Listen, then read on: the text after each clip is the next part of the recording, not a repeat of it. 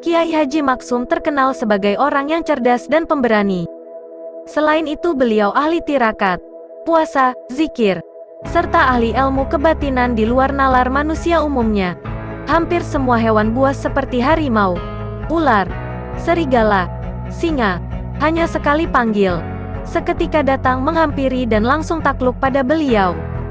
Di kalangan masyarakat umum, Gus Maksum dikenal sakti mandraguna. Rambutnya tak mempan dipotong dan bisa berapi. Hanya ibundanya yang bisa mencukur rambut Gus Maksum. Mulutnya bisa menyemburkan api. Punya kekuatan tenaga dalam luar biasa dan mampu mengangkat beban seberat apapun. Sudah pada subscribe belum? Bagi yang belum subscribe, klik tombol subscribe dulu ya. Jangan lupa nyalakan loncengnya juga biar kalian gak ketinggalan video selanjutnya. Kiai Haji Maksum Jauhari, ulama rambut api pendiri Pagar Nusa Indonesia. Kiai Haji Maksum Jauhari adalah putra dari Kiai Haji Abdullah Jauhari. Lahir di Kanigoro Kras Kediri pada tanggal 8 Agustus tahun 1944, dan merupakan salah satu cucu dari pendiri Pondok Pesantren Lirboyo yaitu Kiai Haji Manaf Abdul Karim. Kiai Haji Maksum Jauhari merupakan salah satu pengasuh Pondok Pesantren Lirboyo Kediri, Jawa Timur. Di samping itu beliau merupakan pendiri Persatuan Pendekar Muda Pencaksilat Pagar Nusa di bawah naungan Nahdlatul Ulama. Semasa kecil Kiai Haji Maksum Jauhari belajar kepada orang tuanya, Kiai Haji Abdullah Jauhari di Kanigoro. Ia menempuh pendidikan di SD Kanigoro 1957, lalu melanjutkan ke Madrasah Sanawiyah Lirboyo, namun tidak sampai tamat. Selebihnya, beliau lebih senang mengembara ke berbagai daerah untuk berguru ilmu silat, tenaga dalam, pengobatan dan kejadukan. Kiai Haji Maksum terkenal sebagai orang yang cerdas dan pemberani. Selain itu beliau ahli tirakat, puasa, zikir, serta ahli ilmu kebatinan di luar nalar manusia umumnya. Hampir semua hewan buas seperti harimau, ular, serigala, singa, hanya sekali panggil, seketika datang menghampiri dan langsung takluk pada beliau. Di kalangan masyarakat umum, Gus Maksum dikenal sakti mandraguna. Rambutnya tak mempan dipotong dan bisa berapi. Hanya ibundanya yang bisa mencukur rambut Gus Maksum. Mulutnya bisa menyemburkan api. Punya kekuatan tenaga dalam luar biasa dan mampu mengangkat beban seberat apapun. Mampu menaklukkan jin, kebal senjata tajam, tak mempan disantet, dan seterusnya. Di setiap medan laga, dalam dunia persilatan juga dikenal istilah sabung. Tak ada yang mungkin berani berhadapan dengan Gus Maksum, dan kehadirannya membuat para pendekar aliran hitam gelagapan. Karisma Gus Maksum cukup untuk membangkitkan semangat pengembangan ilmu kanuragan di pesantren melalui Pagar Nusa. Karomah seperti itu didapat dari para ulama atau wali Allah untuk menjaga diri dalam mendakwahkan Islam di tanah Nusantara. Kiai Haji Maksum sangat disegani masyarakat. Namun hal itu sama sekali tak membuat beliau besar kepala dan angkuh. Beliau selalu bersahabat dengan semua orang. Beliau juga dikenal sangat sederhana dalam kesehariannya. Hartanya selalu digunakan untuk sedekah dan jihad di jalan Allah Subhanahu wa Ta'ala. Maksum Jauhari muda menuntut ilmu dengan mengaji dan sekolah seperti umumnya. Juga belajar ilmu kanuragan ke banyak wilayah dengan mendatangi para ahli yang menjadi kebutuhannya.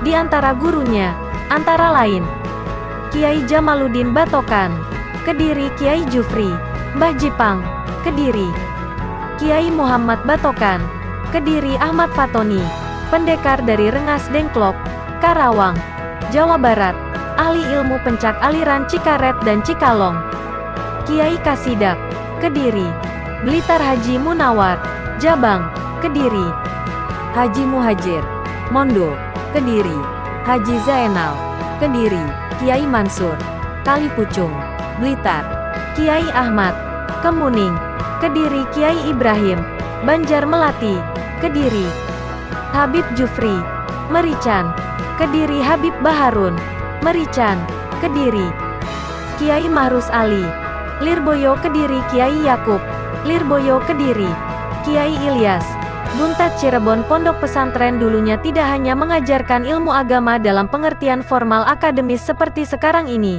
semisal ilmu tafsir, fikih, tasawuf, nahwu sorof, sejarah Islam dan seterusnya. Pondok pesantren juga berfungsi sebagai padepokan, tempat para santri belajar ilmu kanuragan dan kebatinan agar kelak menjadi pendakwah yang tangguh, tegar dan tahan uji. Para kiainya tidak hanya alim tetapi juga sakti. Para kiai dulu adalah pendekar pilih tanding. Akan tetapi belakangan ada tanda-tanda surutnya ilmu bela diri di pesantren. Seiring berjalannya waktu, perlahan tumbuh sistem klasikal dengan materi yang padat. Ditambah euforia pembentukan standar pendidikan nasional membuat definisi pesantren kian menyempit, hanya sebagai pendidikan formal saja. Dari itu, Kiai Haji Maksum yang pemberani dan selalu mencoba hal-hal baru, akhirnya mendirikan sebuah ikatan pencaksilat. Beliau berharap, santri tak hanya mumpuni dalam bidang formal saja, namun juga piawai dalam bela diri guna keselamatan agama, nusa, dan bangsa. Sejak itulah nama Kiai Haji Maksum terkenal dengan sebutan Gus Maksum. Ikatan pencaksilat karya Gus Maksum ini adalah Pagar Nusa. Pagar Nusa inilah wadah berkumpulnya warga Nahdiyin dalam belajar ilmu bela diri yang berada dalam naungan Nahdlatul Ulama berfaham Ahlus Sunnah wal Jamaah. Ikatan pencaksilat Pagar Nusa Nahdlatul Ulama ini didirikan pada tanggal 3 Januari tahun 1986 di Pondok Pesantren Lirboyo oleh para kiai-kiai Nu dan sekaligus mengukuhkan Gus Maksum sebagai ketuanya. Sebagai seorang kiai, Gus Maksum memiliki perilaku unik menurut adat kebiasaan orang pesantren. Penampilannya nyentrik, beliau berambut gondrong, jenggot dan kumis lebat. Kain sarungnya hampir mendekati lutut, dan selalu memakai bakiak. Lalu, seperti kebiasaan orang-orang jaduk di pesantren, Gus Maksum tidak pernah makan nasi alias ngerowot.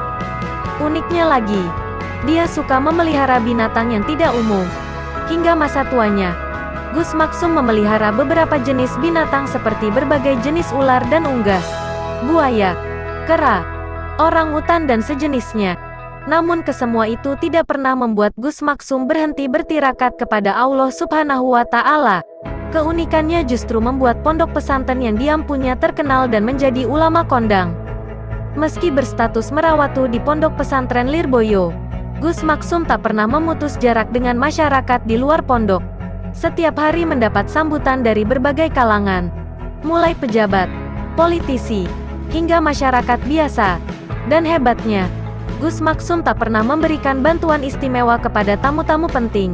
Semua harus antri sesuai kedatangannya. Semasa hidup Gus Maksum juga dikenal sebagai kiai pondok. Alih-alih mengalihkan kewibawaan, Gus Maksum mengalihkan kerap keluyuran untuk disetujui dengan masyarakat di luar pondok. Setiap kunjungan Gus Maksum seperti karomah bagi pengunjung yang dikunjungi untuk mengombinasikan pembicaraan sehari-hari. Mulai usaha bangkrut, terlilit hutang, punya musuh, konflik rumah tangga, suami penjudi, dan lain sebagainya berkelindan di tangan Gus Maksum. Para ulama pendekar merasa gelisah.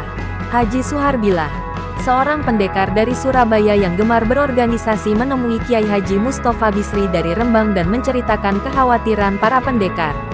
Mereka lalu bertemu dengan Kiai Haji Agus Maksum Jauhari Lirboyo alias Gus Maksum yang memang sudah masyhur di bidang bela diri. Nama Gus Maksum memang selalu identik dengan dunia persilatan. Pada tanggal 12 Muharram 1406 bertepatan tanggal 27 September tahun 1985 berkumpullah mereka di Pondok Pesantren Tebuireng Jombang, Jawa Timur, untuk membentuk suatu wadah di bawah naungan Nahdlatul Ulama NU, yang khusus mengurus pencaksilat.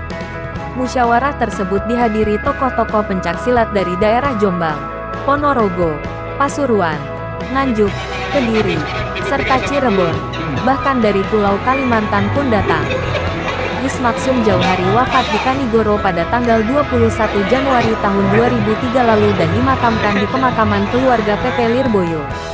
Beliau adalah ulama yang meninggalkan semangat dan keberanian yang luar biasa. Perlu diakui bahwa kita adalah insan yang banyak ketidakmampuan. Untuk itu, saya secara pribadi mohon pengertian atas apa yang kami sampaikan dalam video ini. Sebelum kami tutup, jika ada pertanyaan dan kesalahan, kasih tahu alasannya di kolom komentar di bawah ya. Kami mohon maaf yang sebesar-besarnya. Dan terima kasih atas waktunya. Sampai jumpa di video ulasan lainnya. Wassalamualaikum warahmatullahi wabarakatuh.